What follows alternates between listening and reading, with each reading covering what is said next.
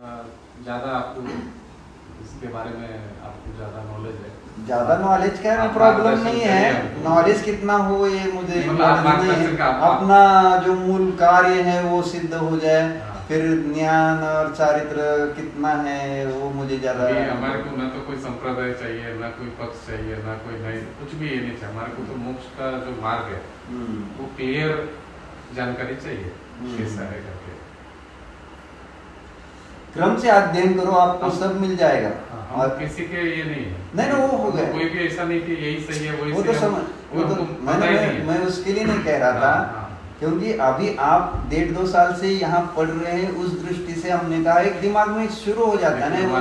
श्वेतांबर परंपरा में आप जानते हैं। नहीं ये हमने उनको भी हमें कुछ दोष देना नहीं है, दोष नहीं दे रहे, किसी को भी दोष नहीं देना है, वो विषय नहीं चल रहा अपना। तो मैं ये कह रहा हूँ कि कभी कभी ऐसा दिमाग, हम जैसे हम अभी महाराज जी से पढ़े तो हमारा सेट उस दृष्टि से हो गया है कि नहीं। अब दूसरा कोई आकर कुछ समझाए तो हम मानेंगे क्या तुरंत? हाँ मुझे यानी वो एक अपने आप अंदर से वो पक्ष आ जाता है, उसको लाना नहीं पड़ता है। इसलिए आप क्रम से अच्छी तरह से अध्ययन कर सकते हैं कि पहले थोड़ा सा जैन सिद्धांत प्रवेशिका तो पढ़ ही रहे हैं, उसके बाद आप बृहद्रव्य संग्रह अगर पढ़े, पंचास्तिका संग्रह पढ़े, फिर ये थोड़ा सा नयों का जो वर्णन जिसमें आया आलाप पद्धति आदि, इनको पढ़ते हुए ऐसे चलेंगे तो अपने आप सभी विषय स्पष्ट। और फिर जिनेंद्र वर्णी जी का और ज्यादा इजी पड़ता है। जिनेंद्र वर्णी जी का शांतिपथ प्रदर्शन पढ़ा हूं मैं। हाँ, अब उसके बाद फिर उनका एक नए दर्पण नाम का बहुत बढ़िया नए दर्पण भी मैं चालू किया हूं पढ़ने का। किया है उन्होंने विषयों को बहुत अच्छी तरह से, वो भी लॉजिकली रखते हैं। मेन उनका यानी पद्धति जो है वो लॉजिक्स देते हैं हर एक विषय के लिए। तो ध्यान सागर जी के पास जब गया था, उन्होंने शांति दर्शन वगैरह उन्होंने सब दिया मुझे। अच्छा मैं वो सब पढ़ाई कर रहा हूँ, पढ़ रहे हैं। तो शांति पथ प्रदर्शन कहाँ तक आया है? पूरा पढ़ लिया, बहुत अच्छा लगा। शांति के बारे में है मैं वो क्रम से तत्व के ही बारे में ना, उन्होंने क्रमिक उसमें दिया है उन्होंने। अच्छा, अध्ययन की पद्धति कैसे होती है, आप फिर से एक बार पढ़ो, एक बार पढ़ लिया होगा, फिर से एक बार पढ़ के अब उस अनुसार आपको चलना है। अब एक पढ़ा ठीक है, समझ में आ गया उसका, यानी उसका क्षेपक्षम हो गया, अब उसको अपने जीवन में कैसे लाना है, उस दृष्टि से अब एक बार पढ़ो। वीर सागर जी के बारे में कुछ बताइए, क्या व्यू था उनका मोक्ष मार्ग के बारे में? अब महाराज जी का कहना था कि वर्तमान में अतीन्द्रिय आनंद से जीवन जी सकता है कोई भी सौदनी पंचेंद्रिय मनुष्य। अभी बाकी की तो चर्चा गौण है, लेकिन कोई भी जीव वर्तमान में अगर भी इस सामान्य साक्ष्य द्रव्य सत्य तो न पदार्थ का सामान्य ज्ञान करके अपने निर्रूप शुद्धात्मा का प्रत्यक्ष प्रामाण्य से अनुभव करे तो अभी वर्तमान में उसको अतीन्द्रिय आनंद की प्राप्ति हो सकती है। आगे मोक्ष की बात नहीं कर रहे थे, वो वर्तमान में आनंदी जीवन जीने की कला की मुख्यता से बात करते थे। और वो संयम, बाह्य संयम या बहुत सारा ज्ञान को जोर कभी नहीं देते। तुम कैसे हो, क्या हो, ये मतलब नहीं। कोई भी आया बैठाया, छेद्रव्य सात तत्वों को सामान्य रूप से बताया और फिर तुरंत वो प्रयोग करके थोड़ा बहुत उनको प्रयोग कराते थे। यानी कुछ कटोरिया ले ऐसे कटोरी लेकर उसमें पानी डालकर फिर वो एक प्रयोग समझाते थे कि देखो एक कटोरी है, इसमें पानी है और प्रतिबिंब है, ऐसे तीनों बातें हैं। ऐसा वो लेकर वो कमंडल से पानी, जैसे आप आए, आप बैठे, जितने से लेकर बैठे हैं, आपका अध्ययन है, तो तुरंत समझाया। तो कमंडल में से एक कटोरी वहाँ श्रावक कोई है रहते हैं तो बोलते थे उसके उसमें पानी डाल दो, तो कटोरी में पानी, आपको बताया होगा आप लोग में नहीं, तो कटोरी में पानी डाल दिया। तो फिर पूछते थे कि आपको क्या दिखता है, तो कोई बोलता है कि मुझे कटोरी दिख रही है, फिर कोई बोलता है कि मुझे इसमें तो पानी में जो प्रतिबिंब आ रहे हैं वो दिख रहे हैं, और किसी को दिखता है पानी। तो इस प्रकार से वहाँ है कटोरी, पानी और प्रतिबिंब तीनों हैं, लेकिन अब हर एक को अपनी अपनी दृष्टि से वो वस्तु दिख रही है न? किसी को कटोरी, किसी को प्रतिबिंब, किसी को जल दिख रहा है।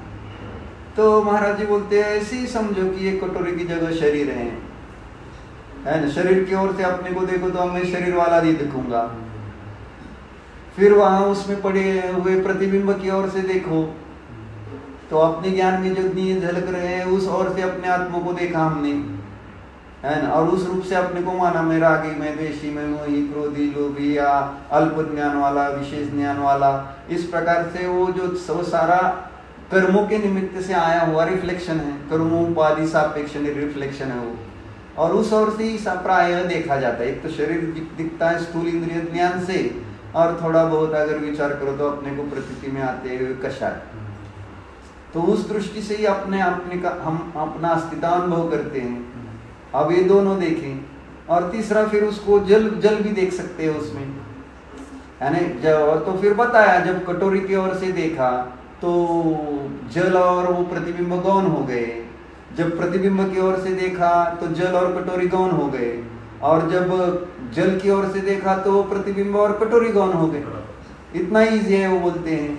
ऐसे आपने शरीर की ओर से देखा तो अपना आत्मा और राग द्वेष गौण हो गए, फिर अपने को राग द्वेष की ओर से देखते हैं तो शरीर और आत्मा गौण हो गया, और मैं आत्मा हूँ इस प्रकार से अपने को अभी वर्तमान में देखते हैं तो राग द्वेष और शरीर से भिन्न जाना जाता है।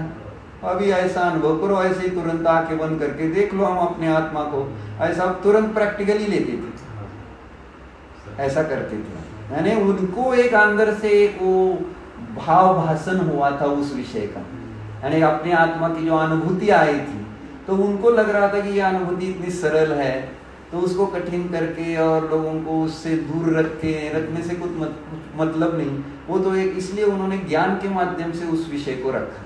जैसे समयसार को भी आचार्य ने आत्मा को ही रखना था, लेकिन आत्मा शब्द से कम रखा और ज्ञान शब्द से ज्यादा रखा, आपने पढ़ाई है। इसलिए तो आचार्य अमृतचंद्र को 47 शक्तियां लिखनी पड़ी कि कोई ये ना समझ बैठे कि आत्मा ज्ञान मात्र है।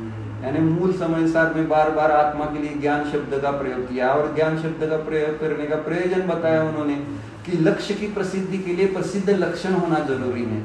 तो प्रसिद्ध लक्षण से ही अप्रसिद्ध लक्ष्य प्रसिद्ध किया जाता है, और लक्षण ही अप्रसिद्ध हो तो फिर लक्ष्य कैसे प्रसिद्ध हो। अभी मेन यहाँ पे प्रॉब्लम आ रहा है जो सम्यक दर्शन जो है, अभी महाराज जी वीर सागर जी ने तो बराबर बताया चौथे गुणस्थान में पहला सम्यक दर्शन होगा, बाद में व्रत आएंगे।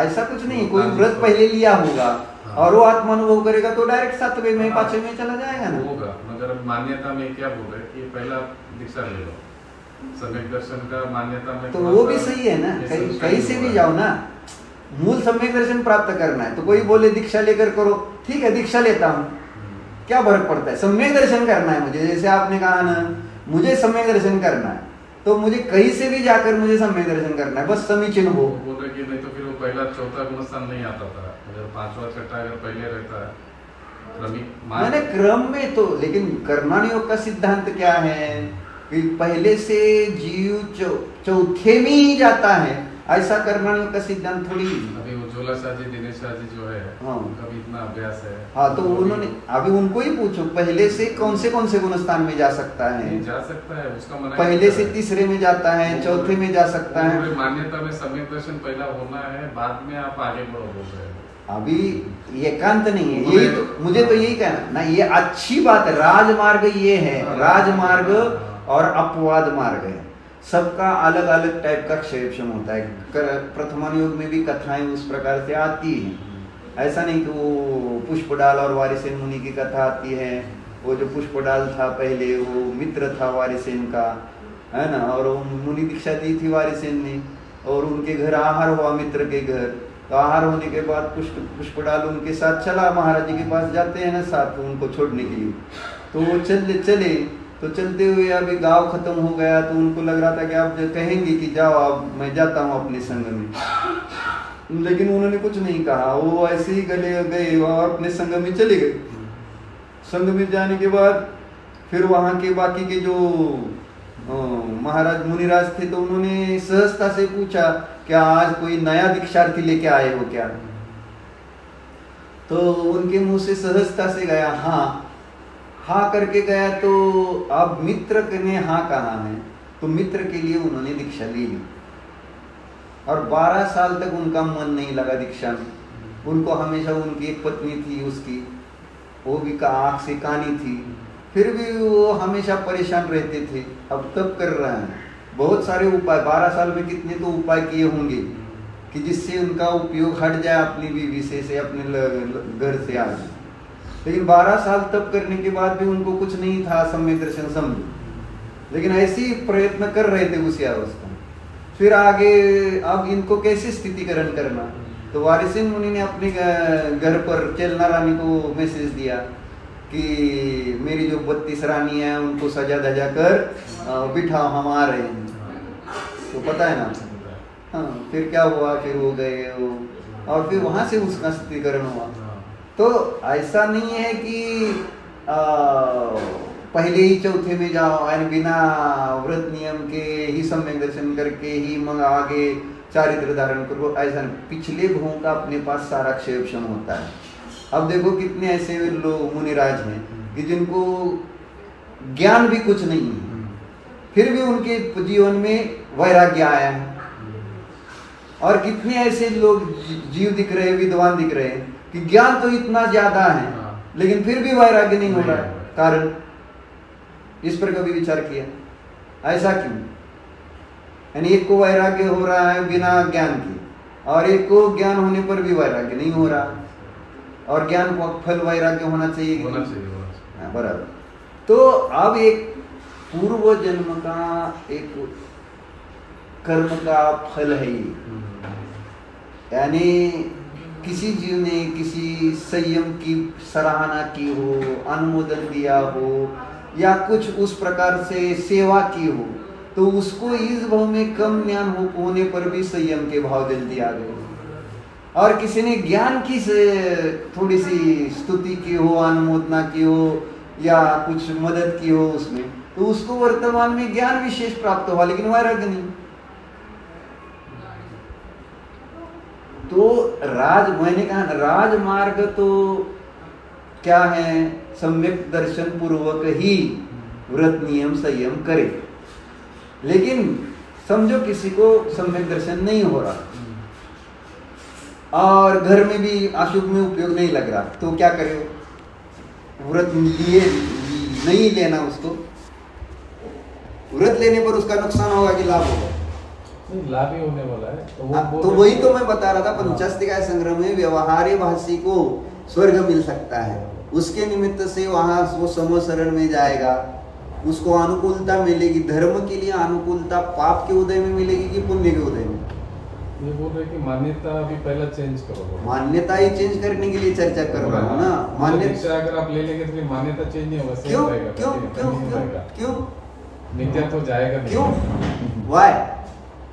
क्यों? मैं उल्टा बोलता हूँ, आप ज्यादा पढ़ेंगे तो आपकी मान्यता नहीं बदलेगी।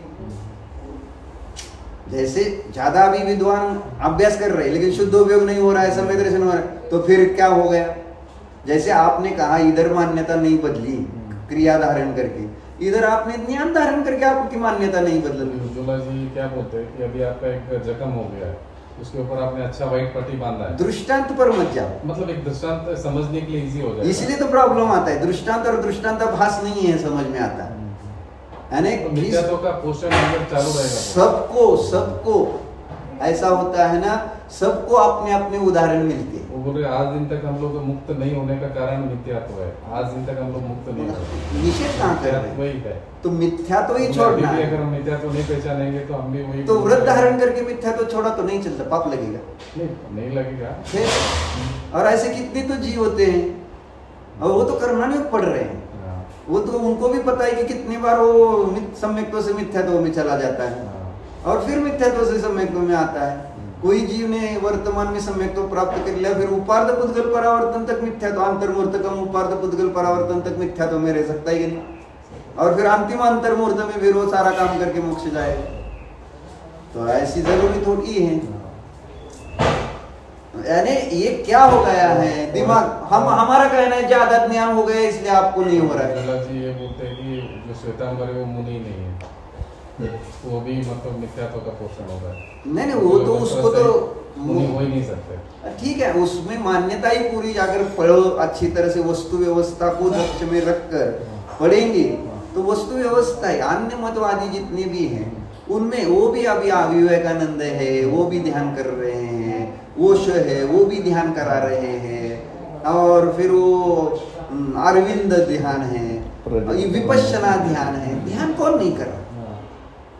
लेकिन व्यवस्था वस्तु की अगर गलत है, मूल में वो कल्पना से सारा हो रहा है, तो फिर वो आपने आत्मा का कल्पना करके कुछ तो आप विचार करेंगे और उससे थोड़ा सा संतुष्ट होंगे, तो आपको लगेगा कि मुझे समझ में आया। तो ऐसा ही नहीं हो सकता। इसलिए वस्तु व्यवस्था समीचीन समझकर फिर आगे आप आत्मा का ध्यान करेंगे तो आपका वह कार्य समीचीन होने वाला। अगर वस्तु व्यवस्था मूल में ही मूल में भूल है, तो इसलिए छह द्रव्य सात तत्व नौ पदार्थ जो भी जैसी व्यवस्था कर्मण्योग चरणयोग प्रथमण्योग द्रव्ययोग चारों अनुयोगों का सुमेल मिटाकर, ऐसा नहीं कि एक ही अनुयोग फिर द्रव्यानुयोगी बराबर है और बाकी अनुयोग ऐसे उपचार है। चारों अनुयोगों का सुमेल और आगम भाषा और आध्यात्म भाषा, ये महाराज जी की विशेषता थी, जो जयसेनाचार्य जी की टीकाओं में आई है कि आगम भाषा और आध्यात्म भाषा जिसकी समीचीन है उसको सम्यक दर्शन फल है, जिसके आगम भाषा में भूल है और आध्यात्म भाषा सही है उसको सम्यक तो नहीं है, जिसके आगम भाषा गलत है और आध्यात्म भाषा सही है तो उसको भी नहीं है ना, उल्टा सुल्टा सब समझ। रविंद्र जी पंडित जी के पास गया था मैं, वो बोल रहे कि आचार्य ज्ञान शून्य आचरण और आचरण शून्य ज्ञान, दोनों कोई काम की नहीं। ये तो ऐसे तो सभी बताएंगे, आप महाराज जी के पास जाओ वो भी यही बताएंगे, क्योंकि ऐसा लिखा ही है ना। तो अपने को क्या है, अपने को समझो आज आप मिथ्या तो नहीं छूट रहा, तो आप स्वाध्याय नहीं करेंगे क्या? तो स्वाध्याय बिना मिथ्या तो छूटे स्वाध्याय करना भी गलत है, मैं कहता हूँ। जैसे व्रत लेना गलत है ना, तो स्वाध्याय करना भी गलत है, क्योंकि आप उल्टा पढ़ते जाएंगे, क्योंकि मिथ्या तो है, आप क्या मान्यता गलत है, आप क्या पढ़ रहे हो? बात पॉइंट पकड़ना आप उसमें, यानी आप जिसका संयम का निषेध कर रहे हो, संयम भी एक शुभ ही परिणाम है, स्वाध्याय भी एक शुभ परिणाम है, तो इतना उसका निषेध क्यों? स्वाध्याय का निषेध वो लोग नहीं कर रहे, स्वाध्याय तो करो करके बोल रहे हैं। नहीं, मैं निषेध कर रहा हूँ, यानी वो महाराज जी बोल रहे हैं ना, आप स्वाध्याय करने से तो संयम का निषेध कर रहे हो, क्योंकि स्वाध्याय करने से आपको समझ में आ गया है कि संयम पालन करने में केवल बिना मिथ्यात्व गए संयम पालन करेंगे तो फिर वो उल्टा हो जाता है। उल्टा होगा ऐसा नहीं बोल रहे, एक के बिना का मिंडी बोल रहे, जीरो। हाँ, वो तो उसका अर्थ उल्टा है, सभी जीरो ही होगा, जीरो है। तो वैसे ही इधर भी लगाओ ना, एक नहीं है, सम्यक दर्शन नहीं, और बहुत सारा 11 14 पूर्व का ज्ञान है। आचार्य दोनों लिखे हैं, ऐसा नहीं लिखा कि केवल संयम का निषेध किया हो। आचार्य ने ये भी लिखा है कि जिसके पास 11 पूर्व का ज्ञान वो भी मिथ्या दृष्टि है। तो आज जो क्षेपशम आपके पास आया है उससे आपने शुद्धोपयोग सम्यक दर्शन नहीं किया, तो फिर आपका जो ज्ञान है वो मिथ्या, आपकी तो मान्यता कहां बदली? यानी ऐसा नहीं, तुम मान्यता बदल कर बोलो, आपने इतना पढ़ा है, तुम्हारी मान्यता बदल कर तुमको शुद्धोपयोग और सम्यक दर्शन हो गया है, तो मैं आपके पास बैठकर पढ़ता हूं, मुझे शुद्धोपयोग सम्यक दर्शन चाहिए। आप ये गलत है वो गलत है उसके लिए पढ़ रहे हैं क्या? स्वाध्याय का प्रयोजन क्या है? वो क्या समझा रहे कि मान्यता को ठीक करने के लिए हम समझा रहे हैं आपको। तो मान्यता तुम अपनी ठीक करो ना, तुम्हारी ठीक नहीं हो रही। एक अंधा दूसरे अंधे को रास्ता नहीं दिखा सकता है, वो स्वयं अंधे है। भी ये लिखा है कि पहला मिथ्या तो जाएगा फिर अविरति जाएगी। ठीक है, हम तो मिथ्या तो जाएगा, वो ठीक है ना, वो क्या नियम नहीं है। पहले से सात्विक गुण स्थान में जाता है कोई अनादि मिथ्या दृष्टि हो और बाहर में द्रव्यलिंग धारण किया हो, उसको सम्यक हो जाए तो पहले से चौथे में नहीं सातवें में जाता है, तो फिर अनादि मिथ्या दृष्टि गया ना, संयम था ना उसके पास, तो सातवें में जाता है कि नहीं, जा सकता है कि नहीं? तो फिर प्रॉब्लम क्या है? एकदम चौथे में जाने की क्या जरूरत है? अगर मैं द्रव्यलिंग धारण करके भले मिथ्यात्व रहूं और मुझे दैव योग से कुछ मिल गए संयोग और मुझे सम्यक दर्शन हो गया तो ज्यादा लाभ होगा कि नहीं?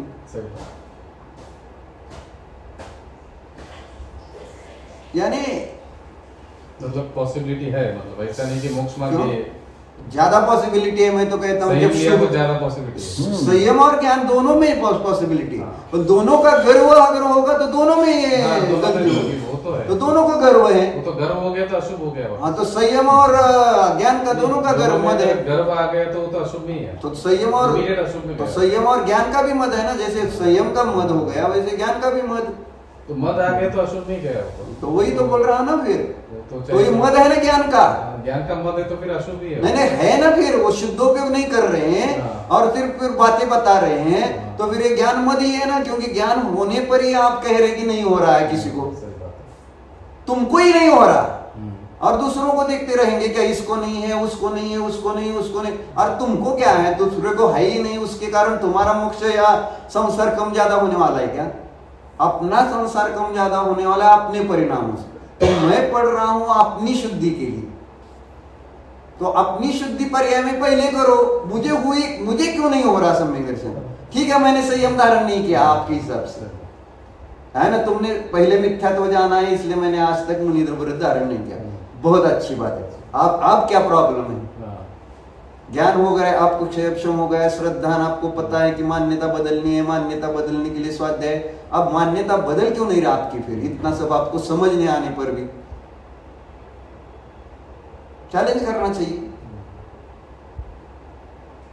और ऐसा नहीं कि वो संयम पालने वाले सिर्फ संयम पालते, वो भी स्वाध्याय करते हैं। मुनि संघों भी क्या स्वाध्याय नहीं चलता? वो पढ़ते नहीं क्या? अच्छा चल रहा स्वाध्याय। फिर उनको आगम समझ में वो उल्टा पढ़ते हैं क्या? नहीं, सभी पढ़ रहे आगम, सभी बराबर। तो वही तो बात है, फिर एक दूसरे को सिर्फ यानी ये कहने से क्या लाभ है? पूरा प्रयत्न कर रहे हो लोग, सभी कर रहे हैं, लेकिन मिल नहीं रहा किसी को भी। क्यों नहीं मिल रहा? बस एक दूसरे को देख रहे हैं, अपने को नहीं देख रहे। नहीं, जो पढ़ा है, जो संयम धारण किया है, वो मेरे जीवन में मेरे आत्मा की अनुभूति के लिए है, मुझे किसी को कौन क्या कर रहा है उसके लिए नहीं। संयमी है इसलिए असंयमी को कुछ कह रहे हैं, और ज्ञानी है तो संयमी को बोल रहे हैं। This is wrong. मतलब दोष ही निकाल रहे सामने वाले में, तो लाभ क्या है उसका? दोनों दोष निकाले तो उसका लाभ क्या? इसलिए महाराज जी का कहना था कि सम्यक दर्शन करो। ठीक है, तुम्हें अवृत्ति हो तो भी सम्यक दर्शन करो, और वृत्ति हो तो भी सम्यक दर्शन करो। जो उज्ज्वला शाह कह रहे वही महाराज जी भी कह रहे हैं ना, और महाराज जी भी वही, लोग भी वही कह रहे कि सम्यक दर्शन करो। उनका प्रयोजन भी है कि शुभ में लाने का प्रयोजन, कि शुभ में आने पर आप सम्यक दर्शन के आने की एक भूमिका में आ जाओगे। ये भी भूमिका में ला रहे, वो भी भूमिका में ला रहे। वो रत्नात्रय तो पूरा दिन नाम ले ही रहे। तो दोनों को भूमिका में ही लाना है। तो ये भी ज्ञान की भूमिका में है, संयम के माध्यम से जरा अपना उपयोग एकाग्र बनता है। संयम क्या करता है अपने को? जैसे आपने घर छोड़कर इधर आए तो आपका उपयोग एकाग्र होता है, तो ये संयम नहीं है क्या? स्व के ऊपर जाने का, तो ये संयम हुआ कि ना आपका? ये त्याग आपका। तो ये त्याग तो आवश्यक है, एक अपेक्षा समझ। लेकिन लोग क्या है, वो पूरा उसको त्याग दिया तो ही महाराज जी लोग बोलते त्यागा तो ही आप सही हैं, ये वो गलत कर रहे हैं। लेकिन मैं अपने हिसाब से जितना छोड़ रहा हूँ उतना तो त्याग मेरा संयम है ही। यही महाराज जी ने देखा और सबको दे दिया, ये ले लो, ये आत्मानुभव तुम करो। ऐसा एक अच्छी तरह से एक ऐसा किसी को धर्म से दूर रखने की भावना नहीं थी, अल्पज्ञानी हो या अवृत्ति हो, सम्यक दर्शन दोनों को हो। इसलिए बैठे तो सम्यक दर्शन को कैसे करना प्रयोग, यानी निज ध्रुव शुद्धात्मा का प्रत्यक्ष अनुभव किस प्रकार से करने से वो सम्यक दर्शन उसका ही फल है, अपने आत्मा का अनुभव। तो उसका प्रयोग कैसे होता है? तो एक आत्मा का निर्णय करो और आत्मा के जानने के साधन का निर्णय करो, क्योंकि अनुभूति यह परिणति है, पर्याय है, और आत्मा तो द्रव्य है। द्रव्य तो हमेशा शुद्ध है, अनादि अनंत शुद्ध है। प्रॉब्लम उसमें है ही नहीं। प्रॉब्लम कहाँ है? पर्याय में। तो पर्याय में कहाँ प्रॉब्लम है कि जिसको निकालने से अपनी परिणति सम्यक हो जाएगी। तो इसलिए महाराज जी ने आध्यात्म न्यायदीपिका लेकर उसमें साधन का प्रयोग किस प्रकार से विषय पर करने से फल में आतीन्द्रिय आनंद सम्यक प्राप्त होता है, एक वैज्ञानिक ढंग से, यानी विषय साधन फल की दृष्टि से। आपने वो सारे बैटरी की चार्ट वगैरह देखे होंगे वहां, यानी किस प्रकार से वो रिफ्लेक्शन आता है विशेषण, तो साधन का प्रयोग विषय पर करना रह गया है। तो साधन इसलिए समझो, तो साधन आज्ञान से लोग क्या करते हैं, बाह्य संयम को साधन मानते हैं या बाह्य स्वाध्याय को साधन मानते हैं या कुछ ऐसे ही क्रिया या प्रयोग करते हैं। तो साधकतम साधन अपना प्रत्यक्ष प्रमाण, इंद्रिय प्रत्यक्ष प्रमाण ज्ञान पर्याय है, उसको समझते नहीं है और इस कारण से वो सम्यक। और एक डर बताते कि 9 करोड़ मुनिराज नरक में जाने वाले, ये है वो है, गलती हो जाएगा तो नरक में जाएंगे। अरे जो जाने वाले तुम नहीं जाओगे, तुमको सब पता है कि नहीं मुनिचर्या कैसी होती है। तो कौन जाने वाला है तुमको, अभी आपने अभ्यास किया है तो आपको पता है कैसी चर्या होती है। तो आप अपने आप चर्या से शास्त्र आगम अनुसार चर्या करेंगे तो आप थोड़ी नरक जाओगे। जिसको समझ में आया वो थोड़ी ऐसा करेगा, करेगा। कोई नरक जाने के लिए थोड़ी संयम पालन बस, वो तो इतना मेहनत करके 100% लगा रहा है अपना। हाँ, नरक जाने के लिए थोड़ी लगाएगा वो। तो फिर उसको लेकर काहे को, यानी संयम के, ये संयम की विराधना होती और अगले जन्म में फिर संयम लेने के भाव नहीं बनते। कैसे बने? विराधना हो रही है, संयम की विराधना हो रही है। और एक पूछना था आपसे कि अभी जो श्वेतांबर मुनि जो है उसके बारे में आपका क्या व्यू है, वो बताइए। अभी कुछ नहीं कहेंगे, आप ही निर्णय करना। जैसे वो कथा सच्चाई जो बताइए मुझे, सच्चाई का क्या है, कुछ नहीं है, मैं तो ओपन माइंडेड से। नहीं, ओपन माइंडेड के लिए मैं उसके लिए नहीं बता रहा हूँ, यानी उसका लाभ क्या आपको होगा, समझो। लाभ ये होगा कि समझो मुझे संयम लेना है, मेरे लिए अभी इजी है क्योंकि मैं मेरा बचपन से वहाँ बड़ा हुआ हूँ श्वेतांबर में, हमारे लिए तो बहुत इजी हो जाएगा, फैमिली है हम लोग, मेरे लिए संयम लेना इजी हो जाएगा। इसलिए मैंने कहा पहले अभ्यास आप ही करके निर्णय किया तो वहाँ पे कन्विंस नहीं हो रहा है। नहीं, वही तो कह रहा है, इसलिए तो आप जब कन्विंस नहीं हो रहे तो फिर आप ही समझ जाएंगे कि कहाँ गलती है। मेरे कहने से कुछ नहीं होगा। इसलिए वो बताया ना एक दृष्टांत कि एक हीरे का व्यापारी, आपने सुना ही है वो, और उसको लड़का है, वो कुछ देखता नहीं हीरे का, कुछ दुकान में बैठता नहीं, समझता नहीं रत्न वगैरह क्या चीज है। और फिर पिताजी का देहांत हो गया, फिर क्या हो गया, पिताजी जाते हुए बोला था ना कि थोड़े रत्न अंदर रखे वो लेके जाओ। हाँ, फिर उसने बोला कि तिजोरी में रखो, तुम पहला सीख लो। हाँ, क्यों ऐसा कहा? सीखने के बाद में उसको खुद को पता चलेगा। हाँ, तो आपको भी खुद को भी पता चलना चाहिए ना। बाद में उसने फेंक दिया बात। तो इसलिए मैं आपको वही कह रहा हूँ कि आपको खुद को पता चलना चाहिए, मेरे कहने से वो कुछ नहीं होगा, वो तो स्पष्ट है सब।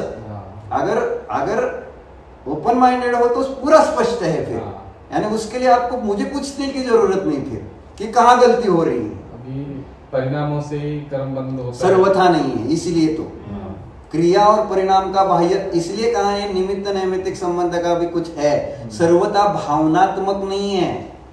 प्रकाश क्योंकि ये एक अन्य मतवादी में भी भावनावादी करके एक है, वो केवल बोलते भावना करो, भावना से ही सब हो जाएगा। फिर संयम क्यों धारण करते हो, भावना से होगा तो क्यों आपने वो संयम धारण किया है? यानी उनको ही पूछो ना फिर, जो भावना से ही केवल या परिणामों से ही मानते हैं, तो आप घर में रह कर करो ना। और आपके इसमें उदाहरण कितने आते हैं, वो तार पर चलता हुआ उसको वहां से मुक्त, तो आप इतना क्यों कष्ट करते हो?